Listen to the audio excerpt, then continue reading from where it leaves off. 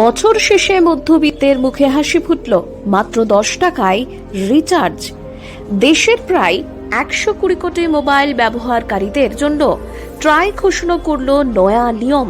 এই নয়া নির্দেশের মতে 10 টাকার রিচার্জ থেকে 365 দিনের বৈধতা সহ রয়েছে একাধিক নিয়ম। ভয়েস প্ল্যান জারি করা বাধ্যতামূলক করেছে ট্রাই।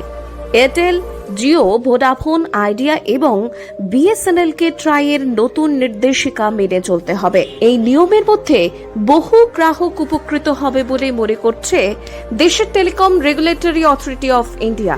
ব্যবহারকারীদের স্বার্থে দেশের telecom regulatory authority of India একগুচ্ছ নয়া নিয়ম ঘোষণা করেছে।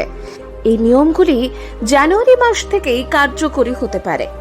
ট্রাইয়ের নতুন নিয়ম অনুসারে 2G ফিচার ফোন ব্যবহারকারীদের ভয়েস এবং এসএমএস এর জন্য আলাদা স্পেশাল ট্যারিফ ভাউচার এসটিভি থাকা বাধ্যতামূলক করছে, যাতে ব্যবহারকারীরা তাদের প্রয়োজনীয় পরিষেবাগুলির জন্য একটি প্ল্যান পেতে পারেন। বিশেষ করে ফিচার ফোন ব্যবহারকারীরা সমাজের কিছু অংশ, বয়স্ক এবং গ্রামীণ এলাকার মানুষ সহ সুবিধা পেতে পারেন।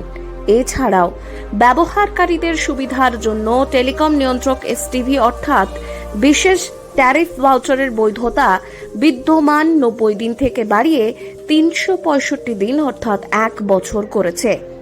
অনলাইন রিচার্জের গুরুত্ব বিবেচনা করে ট্রাই ফিজিক্যাল ভাউচারের কালার কোডিং বন্ধ করার সিদ্ধান্ত নিয়েছে। আগে প্রতিটি ক্যাটাগরি রিচার্জের জন্য আলাদা কালার কোডিং সিস্টেম ছিল। এছাড়া 10 টাকা মূল্যের অন্তত একটি টপ আপ ভাউচারের প্রয়োজনীয়তা বজায় রেখেছে এবং টপ আপ ভাউচারগুলির জন্য শুধুমাত্র 10 টাকার মূল্যের বা এর জন্য বাধ্যতামূলক করেছে। মজুদ রাখার ব্যবস্থা শেষ করার সিদ্ধান্ত নেওয়া হয়েছে। টেলিকম সংস্থাগুলি এখন 10 টাকার টপ আপ এবং যে কোনো মূল্যের অন্য কোনো টপ আপ ভাউচার ইস্যু করতে সক্ষম হবে। যেহেতু বেসরকারি টেলিকম সংস্থাগুলি জুলাই মাসে রিচার্জ প্ল্যানগুলিকে ব্যয়বহুল করেছে, তাই 2টি সিম এবং ফিচার ফোন সহ ব্যবহারকারীদের তাদের সিম সক্রিয় রাখতে ব্যয়বহুল রিচার্জ করতে হবে। ব্যবহারকারীদের সমস্যা বুঝে টেলিকম নিয়ন্ত্রক এখন শুধুমাত্র ভয়েস এবং এসএমএস পরিষেবা ব্যবহার করে ব্যবহারকারীদের স্বস্তি দিয়েছে। টেলিকম সংস্থাগুলি এখন এই ব্যবহারকারীদের জন্য সস্তা রিচার্জ প্ল্যান চালু করতে পারে।